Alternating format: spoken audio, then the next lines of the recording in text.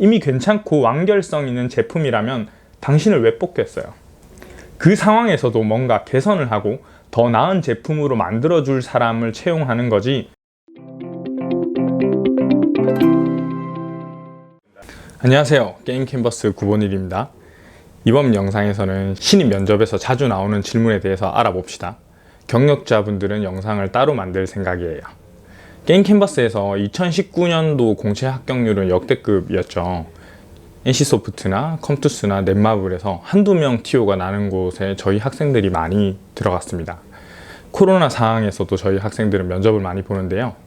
최근 통계도 정리를 하고 그간 취업한 학생들의 면접 리뷰도 정리해서 자주 나오는 면접 질문과 대응법에 대해서 한번 알아봅시다. 우선 신입들한테 자주 나오는 질문들을 크게 분류하자면 세 가지가 있는데요. 첫 번째, 이력서와 포트폴리오 질문. 거짓말 검증과 제대로 알고 쓴 것이 맞는지 엄청나게 꼬리 물기 질문이 들어오겠죠. 두 번째, 기획자로서 기본 소양과 철학, 기본 능력치, 그리고 우리 회사와 궁합이 맞는지를 확인해요. 세 번째, 개발하는 장르, 자사게임에 대한 이해도가 있겠습니다. 이 틀에서 크게 벗어나진 않고요. 신입한테 막 지표를 물어본다거나 빡센 문제 해결 능력을 요구하진 않아요. 일부 회사에서는 지표에 대한 문제를 요구하긴 하더라고요. 옛날보다 문턱이 너무 높아졌어요. 소양을 보기 위한 기본기나 장르에 대한 이해도를 확인하는 질문은 너무 많아서 이번 영상에서는 언급하지 않고요. 본문에 제 블로그 링크를 남겨놨으니까 그걸 봐주세요. 퍼가실 때 출처는 꼭 남겨주시고요. 자, 그럼 대표적으로 나오는 질문에 대해서 알아봅시다. 원래 이런 거 알려주면 안 되는데. 첫 번째, 자기소개 해보세요. 무조건 등장하죠. 신입들은 자기소개 하는데 많은 어려움을 느끼는데요. 어렵지 않습니다. 일전에 말씀드렸던 자소서에서도 인간적인 자신을 소개하는 것이 아니라 기획자로서 자신을 소개해야 된다고 제가 설명을 드렸는데요. 면접 때도 마찬가지입니다. 기획자로서의 자기소개를 편하게 하시면 됩니다. 근데 이때 달달 외우는 방법이 있고 의식의 흐름대로 자연스럽게 넘어가는 방법이 있어요. 달달 외우게 되면 어떤 면접관은 준비한 거 말고 자연스럽게 해보라고 얘기를 하기도 해요. 그리고 준비한 것을 그대로 외우기만 하면 실수를 할 수 있습니다. 키워드만 가지고 말하는 습관을 가지는 게 중요한데요. 면접뿐만 아니라 강의나 발표를 할 때도 마찬가지예요. 저도 달달 외우다가 제 친구 결혼식을 한번 시원하게 망친 적이 있습니다. 친구야, 미안하다. 본인이 기획자가 되기 위해서 어떤 노력을 했고 어떤 업무를 잘할 수 있는지, 다른 사람들이랑 차별되는 능력은 무엇이고 자기 성격의 장단점을 얘기를 할 수도 있겠죠. 게임 플레이 경험을 말해도 되고요. 이때 면접관이 시간을 언급하지 않는 이상 1분에서 2분 정도가 적당해요. 제가 지금 신입 신분이라면 이런 느낌으로 다시 할 것 같아요. 반갑습니다. 저는 송중기입니다. 19살 때 게임 기획자를 꿈꾸고 기획서 정리부터 시작해서 데이터베이스랑 엔진 공부, 프로그래밍, 그리고 게임잼이나 팀 프로젝트를 통해서 4개의 게임 제작 경험이 있습니다. 플레이 경험은 다 가리지 않고 하는 편이지만 특히 MMORPG 쪽에 관심이 많습니다. 지원하게 된 캔버스 스튜디오에서 차세대 MMORPG를 만든다는 얘기를 듣고 영상을 분석한 다음에 지원하게 됐습니다. 잘 부탁합니다. 자, 이때 중요한 거는 너무 저자세로 나가면 안 된다는 것입니다. 속된 말로 프로젝트나 회사, 면접관들을 빤다고 느껴지면 안 돼요. 그 이유는 이따가 설명을 해드릴게요. 두 번째, 포트폴리오 발표해보세요. 자기 이력서나 포트폴리오를 검증한다고 했었죠? 거짓말을 검증하는 것 외에도 제대로 이해하고 있는지를 확인해보는 절차예요. 회의 스킬을 확인해 볼 수도 있고요. 자, 여기서 주의해야 될 점은 이런 발표를 처음 해보시는 분들은 글자 그대로 달달 읽을 텐데 그러면 안 되겠죠. 시간도 오래 걸리고 듣는 사람 입장에서 엄청 답답할 겁니다. 키워드만 담백하게 짚고 넘어가면 되고요. 시간은 별도로 정해주지 않았다면 빽빽하게 썼던 워드 10페이지를 3분 안에 요약해보는 연습을 해보시는 게 좋아요. 예를 들어 시스템 문서를 발표한다면 의도, 주요 정책, 기능 요약, 프로세스 등으로 압축할 수 있겠네요. 탑게임이랑 비슷한 부분은 언급만 하고 넘어가시고 차별점, 그리고 내가 왜 이런 생각을 하게 됐는지를 집중해서 설명하면 좋아요. 파라미터나 규칙에 대한 세부 설명을 하게 되면 3분 안에 다 못하겠죠? 기획서를 쓰면서 어떤 생각을 했고 분석한 게임이 뭔지를 열거해도 괜찮을 것 같아요. 세 번째, 이력서와 자소서의 의문점에 대한 질문. 대표적으로 대학 중퇴의 이유, 관련 학과가 아니면 왜 게임 기획자를 했는지, 프로그래머나 QA 출신이라면 왜 기획자를 하려고 하는지 물어보겠죠. 남자일 경우에는 군대를 만약에 제대로 안 나왔어요. 그럼 그 이유를 물어볼 거예요. 이 질문의 의도는 얼마나 게임 기획자를 하기 위해서 준비했는지, 다른 길을 알아보다가 게임 기획자나 해볼까?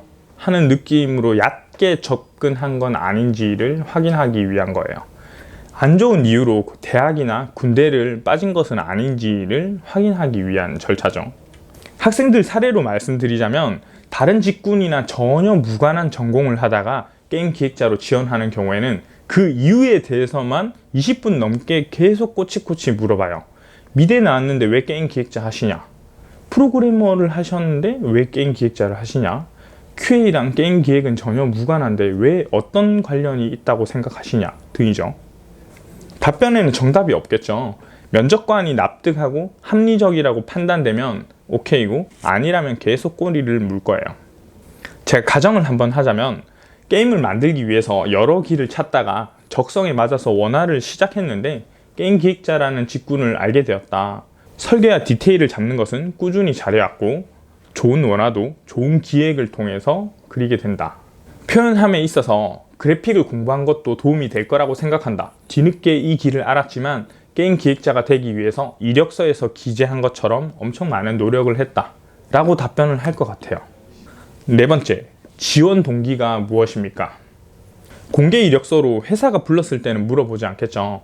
면접자가 팀에 지원한 경우에 그때 물어볼 건데요. 참 난감하죠. 기획자로 취업하려고 돈 벌려고 지원한 건데 이 질문을 왜 하지 싶을 거예요. 이 또한 면접관이 느꼈을 때 합리적인 답변을 해줘야 되는데요. 먼저 지원 동기에 꼭 피해야 되는 답변이 있어요. 변하는 상황에 대한 메리트를 느껴서 지원했다고 하면 안 됩니다. 예를 들어서 복지, 연봉, 환경 등이 있겠는데요. 집에서 가까워서 지원했어요. 연봉이 다른 곳보다 높아서 지원했어요. 사실 내가 지원한 이유는 그 이유가 맞는데 그대로 말하면 안 되겠죠. 그럼 면접관이 이렇게 치고 들어올 거예요. 집이랑 멀어지면 퇴사하겠네요? 연봉이 낮았으면 지원 안 하겠네요? 맞아 이 X야. 내 마음은 그렇게 말하겠죠. 사실 쥐꼬리 주면 누가 들어가고 싶겠어요. 출퇴근 시간이 2-3시간 되면 누가 어떻게 회사를 다니라고. 반박을 하고 싶지만 그렇게 말하면 안 되겠죠. 또 하지 말아야 될 것은 사용자 관점에서 회사나 제품을 칭찬하는 것입니다. 앞서 얘기했던 자기소개에도 누군가를 칭찬하지 말라고 했어요. 신입들이 많이 하는 실수인데요. 그나마 게임 업계는 다른 산업보다 권위주의는 덜한 편이에요. 칭찬이 과하면 당신을 범죄와의 전쟁에서 최민식님처럼 볼 수 있어요. 내가 임마 너그 서장이랑 임마 어저께도 아시죠? 아부와 인맥으로 뭔가 해보려는 캐릭터죠. 실력으로 들어가야지 칭찬해서 어쩌자고요. 그리고 그 제품이 괜찮은 거는 면접관들도 다 알아요. 이미 괜찮고 완결성 있는 제품이라면 당신을 왜 뽑겠어요? 그 상황에서도 뭔가 개선을 하고 더 나은 제품으로 만들어줄 사람을 채용하는 거지 칭찬하는 사람을 뽑으려고 하는 거 아니잖아요. 칭찬하지 마세요. 프로젝트의 장점을 말할 기회가 있더라도 기획자 관점에서 접근해야지 사용자 관점에서 접근하면 마이너스 점수를 받을 거예요. 저라면 팀에서 어떤 장르를 만든다고 들었는데 그거 내가 엄청나게 잘할 수 있는 일이고 이 팀이랑 궁합이 잘 맞을 것 같다. 그리고 내 기술과 기획으로 제안하고 싶은 것들이 너무 많아서 회사랑 같이 윈윈 하고 싶다. 이렇게 답변을 할 것 같아요. 실제 면접에서도 저는 그렇게 답변을 하고요. 내가 잘할 수 있는 일을 해야지 보람도 느끼고 평가도 잘 나오고 회사에 기여할 수도 있겠죠. 나의 성장과 회사의 성장은 뗄래야 뗄 수가 없는 관계거든요. 다섯 번째, 개선하거나 제안하고 싶은 것. 그리고 그 이유는 무엇인지. 그 팀 프로젝트일 수도 있고요. 여러분이 분석한 게임일 수도 있고요. 최근 유행하는 게임일 수도 있고 그 팀에서 주시하거나 벤치마킹 대상이 되는 게임일 수도 있어요. 기획자가 바꾸고 싶은 것, 수정하고 싶은 게 없으면 안 되겠죠.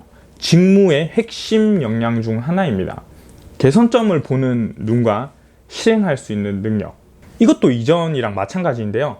기획 관점에서 얘기를 해주는 게 좋아요. 쉐이더를 어떻게 바꾸자? 버그가 있었다. 배경 색감이 튄다. 캐릭터의 매력이 떨어진다. 이런 거 말고요. 제안서를 압축하듯이 의도, 내용, 기대 효과를 자연스럽게 언급해주는 게 좋아요. 만약에 자기가 시스템 기획자라면 시스템적으로 접근하고 밸런스 기획자라면 밸런스적으로 접근해주는 게 좋겠죠. 그 팀의 기획자가 콘텐츠 시스템 모두 다 하는 팀이라면 모두 다 얘기를 해줘야 됩니다. 자, 평소에 매출 순위가 높은 게임을 많이 해야 된다는 것에 대한 연장선인데요. 이 질문에 대답하기 위해서는 플레이 경험이 쌓여있지 않으면 대답이 불가능해요. 우리 게임에 맞는 콘텐츠를 제안해보세요. ABC 게임에는 있고 우리 게임에는 없는 것을 제안해보세요. 우리 게임에서 개선하고 싶은 것이 있나요? 등이죠. 이건 게임마다 견해 차이가 크기 때문에 답변의 예를 들기가 애매합니다. 게임 캔버스에 수강하게 되면 개선점을 찾는 눈과 실행력을 키워드리겠습니다. 오늘도 광고 신난다. 6번째, 본인을 뽑아야 하는 이유를 설명해주세요. 비슷한 질문으로 자기 PR 해보세요. 본인의 직무적 강점을 얘기해보세요. 이 연봉을 받아야 되는 이유에 대해서 설명해보세요. 답변은 다 비슷할 것 같아요. 이 질문의 답변은 10명 중 8명이 가지고 있는 역량을 어필하라는 게 아니에요. 다 갖추고 있으면 그건 필수 조건이죠. 대표적으로 커뮤니케이션, 문서 작성, 아이디어, 플레이 경험 이런 건 최소 소양이지 내 무기가 되긴 힘들어요. 제가 기획자의 소양이라고 언급드렸던 영상에 있는 내용을 많이 만족하면 할수록 그 이유가 충족된다고 생각합니다. 장르나 회사 궁합이 맞다는 가정하에 이런 PR이 좋을 것 같아요. 저는 책 출판 경험과 연재 경험이 많고 퀘스트 스크립트 업무를 RPG 만들기로 간접적인 경험으로 많이 체험을 해봤습니다. 여기서 개발하는 땡땡땡 플레이 경험도 많아서 지금 당장 제안하고 싶은 퀘스트가 너무 많습니다. 우리나라에서 저보다 이 게임의 퀘스트를 많이 제안할 수 있는 사람은 없어요. 그렇기 때문에 저를 뽑아야 됩니다. 다른 예시를 들어볼까요? 이 프로젝트가 오픈할 때부터 지금까지 쭉 해오고 이벤트를 참여하면서 항상 개선점을 생각해봤습니다. 타사의 동종 장르 이벤트도 많이 해보면서 잘된 이벤트랑 실패한 이벤트, 사용자 동향을 파악하면서 꾸준히 분석을 해왔어요. 이번에 포트폴리오로 제출한 것도 이벤트 시 순위 변화와 제목, 기대 효과, 보상 등을 정리하면서 얻게 된 인사이트에 대해서 작성해봤습니다. 만약 제가 입사하게 된다면 이 게임의 이벤트가 마르거나 문제가 되는 일은 결코 없을 것이며 매출로 견인할 수 있도록 결과로 보여드리겠습니다. 느낌 아시겠죠? 마지막으로 예시 하나만 더 들어볼까요? 저는 수학과 통계, 프로그래밍적 사고에 능통합니다. 프로토타이핑이 가능하면서 많은 전투가 존재하는 게임의 공식들을 파악하고 적용할 수 있는 능력을 갖췄다고 생각합니다. 신입 기준으로 0.1%의 능력을 갖췄다고 자부합니다. 자, 이처럼 스스로 수습할 수 있는 자신감으로 일을 잘할 수 있다는 거, 내가 유니크하다, 나는 대체될 수 없는 신입이다 를 느끼게 해주면 됩니다. 너무 기준치가 높다고요? 아닙니다. 요즘은 실제로 그래요. 마지막 7번째, 기획자가 무엇일까요? 뭔가 정의를 물어보는 것, 저도 좋아하는 질문인데요. 게임 개발이란 어떤 것일까요? 시스템이란 어떤 것일까요? 레벨 디자인을 정의해보세요. 좋은 밸런스란 무엇일까요? 등등이 있겠죠. 정의하는 것은 사전적인 의미 외에도 그 사람의 철학이나 중요하게 생각하는 가치를 확인해 볼 수 있어요. 저는 기획자의 정의를 설계하고 실행하고 추진하는 사람이라고 생각합니다. 이 중 하나라도 빠지면 업무를 하기 힘들고요. 가장 중요한 덕목은 추진이라고 생각해요.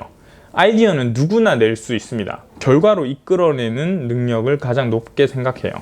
어떤 사람은 게임 기획자를 문서 작성하는 사람, 조율하는 사람 또는 초안을 만드는 사람이라고 할 수도 있고, 또 어떤 사람은 게임의 재미를 만드는 사람이라고 할 거예요. 네이버에 나와 있는 답변을 하라는 것은 아닙니다. 정의를 내리는 질문 중에서 콘텐츠에 적합한지 시스템에 적합한지를 파악해보는 질문들도 있습니다. 예를 들어서 MMORPG의 던전과 필드의 차이점이 무엇일까요? 라는 질문인데요. 콘텐츠적 사고에 능한 사람은 필드는 성장, 던전은 아이템 파밍이라고 접근을 해요.